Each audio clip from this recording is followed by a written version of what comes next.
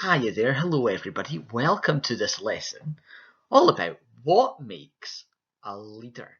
We're going to be looking at personal qualities here. You can think, what is a personal quality? If you're thinking that it's something that you have inside you, something that you can't see, but maybe you act it, you're spot on. Personal qualities are like being kind, being honest, being caring, being sporty, whatever it might be. These are all personal qualities that we have. It doesn't matter how tall we are, if we've got brown hair, blonde hair. It's not that. It's something inside us, a quality that we have. Sometimes we call it our personality as well. Now, right here on the cover, we've got a leader of a country in the world. This is Sanna Marin. She is the Prime Minister of Finland. You might recognise who this person is as well. This is Joe Biden. He is the new president of the United States of America. Just last week, he was sworn in at something called an inauguration ceremony. That is when leaders swear on a holy book, be it the Quran or the Bible or the Torah or whatever, and they pledge their allegiance. That means they say they're going to do their very, very best to help the United States. And so Joe Biden was sworn in there with his family, and it was a massive ceremony. And just at the side, actually, where are we? Just above my head, you might see Kamala Harris too. She was sworn in as the vice president. That's like the deputy or the vice captain, if you like. She is the first woman ever to have that position. She's also the first African American and Indian American to have that position too. So lots of change in America. And of course, they are replacing Donald Trump, who had 4 years in the White House and is leaving now. Now, in the UK, the United Kingdom, that's where we live. Of course, we know this. We live in Scotland, in my class at least we do. If you're watching somewhere else in the UK, hello. But we live in Scotland, and the leader up here is Nicola Sturgeon. However, down in England, which is also part of the United Kingdom, the leader is Boris Johnson. Now, we haven't looked at parliaments and democracy and things like that in the UK. Basically, what it is in Scotland, we have a parliament that Nicola Sturgeon is in charge of, and she has power over lots of different things. Education, the NHS, so healthcare, the people we've been clapping for all that time ago during COVID. But Scotland doesn't have power over everything. And some of that power is still what they call retained, so it's still kept by Westminster down in London. And Boris Johnson is the Prime Minister of the whole of the UK, and so he rules on matters for England, but also on some matters for Scotland as well. Now, this is a picture of something called the G20. This is, in a roundabout way, this is a picture of the most powerful leaders in the world. And they all come together to meet and talk about things that are affecting the whole planet. Usually, it's things to do with finance. That's money, really, money and banking. However, they talk about lots of other things like climate change and that. When you look at this picture, though, you might have noticed one of our, well, again, see, it's all reversed. One of our global goals over there, number 5, gender equality.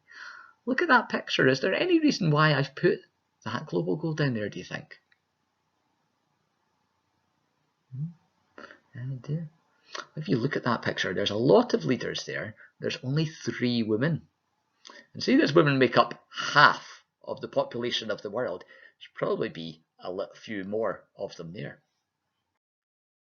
It's also interesting to think that in the G20, the colours that are highlighted, so they're like in kind of that, this is where my eyesight fails me, like purpley bluey colour, all the ones that are highlighted, they are the leaders at the G20. Look at the countries that aren't highlighted. Do you recognise any of those countries? Well, you've got, let me just quickly grab my highlighter here, you've got right in the middle, basically all of Africa, an area we call the Middle East, around about here, a lot of these South Asian countries, and then also a lot of South America too. All of these countries don't have a place at the G20 currently. And they tend to be the poorer countries when you look at that as well. The G20 seems to be the richer countries and not the poorer ones. So again, that links to our global goals of no poverty. And number 10, in our class, we've called that fairness. We talked about being fair. The actual name is reduced inequalities. It's quite a big word. So for just now, we'll just say fairness. That's what we were talking about. So lots and lots of things to think about with a leader. Getting back to our task. Leaders have to do a lot of important jobs. They, as you might have seen at the moment, they have to do briefings to the whole country on COVID at the moment. So Nicola Sturgeon's doing hers and Boris Johnson's doing hers, and they're answering very, very difficult and challenging questions. They're the ones also who are deciding about lockdown, about how long schools will be closed for bigger issues like this. Also, right above me, you've got Jacinda Ardern and Xi Jinping, who is leaders of New Zealand and China, meeting. Of course, leaders have to meet with other people from around the world, different languages, different cultures, different ways of doing things. And they have to, as you can see here, shaking hands, smiley, smiley. You want to make friends, don't you, with other countries, because you want to be able to buy and sell goods from them. You'll know a lot of our things come from China. I tell you what, Wilmer originally came from China. Okay, so yeah, so you need, as a leader, you need to get on with people, don't you? And also as well, oh no, right, there we go. That way over there, you might see a Black Lives Matter poster. There's been quite a few in the last couple of years, quite a few big protests across the world. And as a leader of a country, it's your job to let people know that you're listening, but also to decide what should happen with these protests, what should go on. So, to be a leader, you need qualities, personal qualities. However, lots and lots of leaders have different personal qualities. I'm going to list a few here. I've got brave, curious, that means you want to find out things, honest, telling the truth, hardworking, fun-loving, someone who loves to party, athletic, someone who's sporty, strict, your teacher's not strict, organised, famous, be famous like a celebrity, like Donald Trump was a celebrity before, caring. These are all personal qualities, and any leader could have any number of these qualities, or they couldn't have any of these qualities. So today's task is to identify what qualities a good leader would need. What I want you to do with the task is to create your perfect leader. That's what we're looking to do.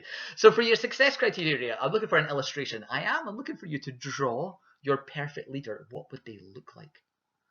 Then I'd like you to list their personal qualities. Are they kind? Are they patient? Are they grumpy? Are they mean? Whatever it might be. And then I'd also like you to write down, if you could, 3 things that they would do. Because as a leader of a country, you have the power to bring in new laws to change things. Recent big changes in our time are gay marriage is a big one. So if a man and a man love each other, or a woman and a woman love each other, they can marry.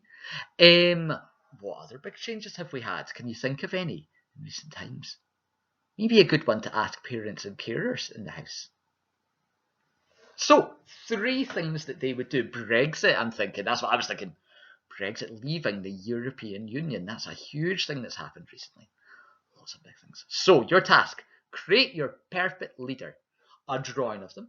List their personal qualities and write down 3 things that they would do as leader of the country. I can't wait to see what you come up with this one. And also, it might be good to think about the global goals. That's why I put them up there just to remind us. Okay. Thanks, guys.